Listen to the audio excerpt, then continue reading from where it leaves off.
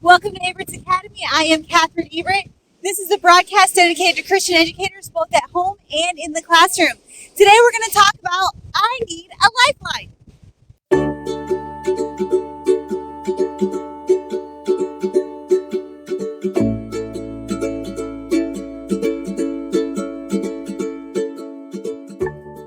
Thank you for joining us today. We have an exciting broadcast for you. We are if you can tell, this is the Pacific Ocean. We're in beautiful Monterey, California. I have my little teaching assistant buddy right here, Trinity. Thank you for joining me today. I'm sorry that I missed the last few weeks. I have only excuses for you, nothing good to say other than I didn't do them.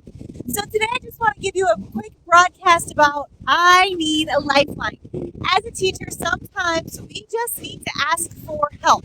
Now, thematically at the ocean, if someone's drowning, they throw out the lifeline and they'll get in a little lifesaver tubey thing and they'll get saved.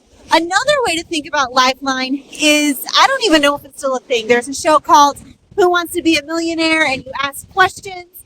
They ask you questions, Regis Philbin would, and then you got 3 lifelines. You can phone a friend, poll the audience, or make it 50-50. That's what I was thinking when I need a lifeline, but how perfect, the same theme with the ocean behind us. Sometimes as a teacher, it is essential that we need a lifeline. You cannot do everything on your own. Now, often I tell you things that I've learned the rough way, through the reproofs of life. When I was a first-year teacher, I thought that I could do everything by myself. I knew all of the answers, and if I asked for help, it meant that I wasn't good enough, I didn't have good enough training, and I wasn't fit to be a teacher. However, over my years, I've learned that that is absolutely false. You should never be too proud to ask for help because people want to help you. You are only human. You can't know everything about everything. So if you're like me, you need to push aside the pride and take some time to ask for help. What are things we need to ask for help on? Number one, if you need help with a student, let's say I'll give you an example from my early years of teaching. I had students who they shouldn't have been in Algebra 1, but they were in 9th grade, so we put them in Algebra 1. And the person who was in charge of the school, he told me, Katherine, these boys are never going to learn algebra. Just give them a calculator and let them enjoy their life. And I thought, I'm going to show you wrong. I'm going to be like this math wizard, and I'm going to teach these boys Algebra 1. Oh my goodness. By the second quarter, I was like way in over my head. There's no way these kids are going to learn Algebra 1. They had learning disabilities, and our pastor at the time, he had dyslexia. And so he knew what it was like to get through these challenging abstract concepts with that thought. But I was too proud to listen to his help. I thought I knew everything, and I didn't. So to help those boys, it was just helpful to teach them how to use a calculator and teach them basic mathematics. They weren't going to understand the abstract concepts because their brain just wasn't going to grasp them. But I could have given them something tangible that they can use day to day. And I thought I was the Wonder Woman math worker, and I'm not. And I wasn't. So you need to ask for help when it comes to student problems. Sometimes we think we're a failure as a teacher if we can't get a concept across to a student. You're not a failure. Every student learns differently, and you cannot possibly teach every student the same way. You need to ask for help. Another way you need a lifeline is if you're scheduling. Listen to me, this is important. You can't put school as a priority above everything else. I just read a quote recently, and it made a lot of sense to me. It's in light of this one right here, that you are 100% replaceable at work, you are not replaceable at home, and that's what matters. Teaching is your profession, it is your job. If you teach in a Christian school, or if it's like you do a homeschool or co-op or something, I understand that it is a ministry to minister to those, but nothing takes more precedence than your family.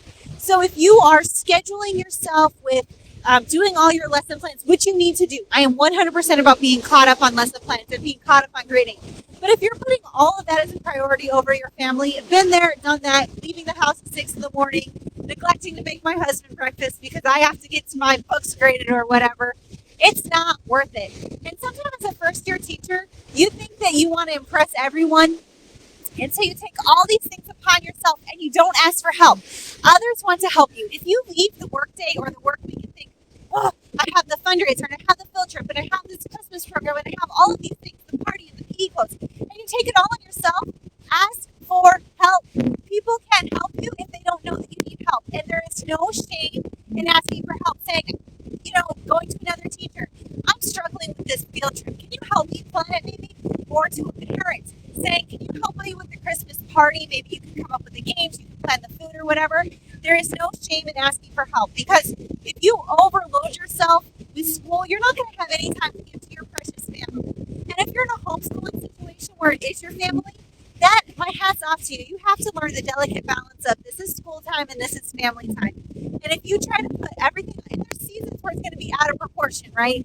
So in the beginning of the school year, when you're getting your classroom ready, you're getting lesson plans ready, you might have to give a little more to the school side. But you need to rein back in and adjust. And if you realize you need to come to that realization and ask for help quickly, this isn't working for me. I need a lifeline of my time. Ask for help. So ask for help with students. Ask for help with scheduling.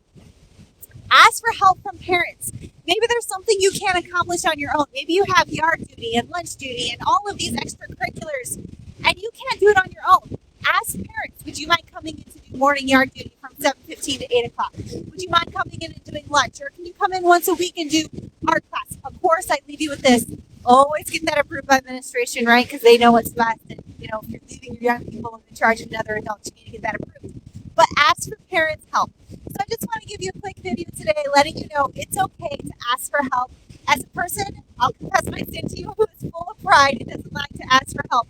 I know that it's much better to have help than to be buried in the sand. So if you need a getaway, ask your husband, say, help me, take me away somewhere, and maybe you're going to go to the beautiful ocean like I am.